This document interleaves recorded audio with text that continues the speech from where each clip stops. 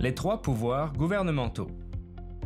Le mot gouvernement est souvent utilisé de façon générale pour désigner tous les organes administratifs des territoires du Nord-Ouest.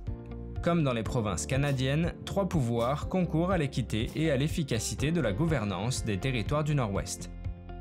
Premièrement, le pouvoir législatif.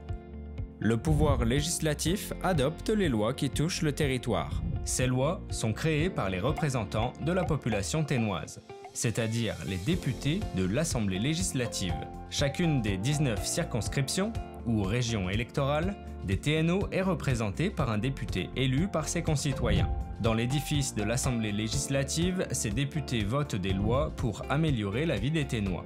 Deuxièmement, le pouvoir exécutif. C'est l'organe gouvernemental qu'on appelle communément gouvernement. Le pouvoir exécutif met en œuvre les lois adoptées par l'Assemblée législative, il les concrétise. Cet organe regroupe le Premier ministre des territoires du Nord-Ouest, le Conseil exécutif, soit les ministres de chaque ministère, ainsi que la fonction publique. Dans leurs ministères respectifs, les fonctionnaires sont responsables de la mise en œuvre, de l'administration et de la prestation de programmes et services destinés aux Ténois. Troisièmement, le pouvoir judiciaire. Le pouvoir judiciaire, ou plus simplement les tribunaux, interprètent les lois votées par l'Assemblée législative.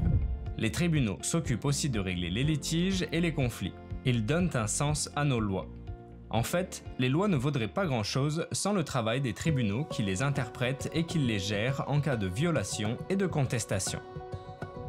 Les trois pouvoirs sont indépendants, mais ensemble, ils participent à la gouvernance équilibrée des territoires du Nord-Ouest. Le pouvoir exécutif prend par exemple d'importantes décisions sur la façon d'administrer des programmes et services auprès des Ténois, comme les prêts étudiants ou la construction d'un aéroport, mais il doit agir dans les limites du cadre réglementaire fixé par l'Assemblée législative. De leur côté, les députés de l'Assemblée législative surveillent de près ces programmes et les évaluent. La façon dont les différents employés gouvernementaux acquièrent leurs fonctions montre également la séparation des différents pouvoirs. Les députés de l'Assemblée législative sont des Ténois élus par leurs concitoyens pour s'exprimer en leur nom à propos de lois potentielles, alors que les employés des ministères sont embauchés pour offrir des services aux Ténois. Vous voyez, il y a bel et bien une division entre les trois pouvoirs.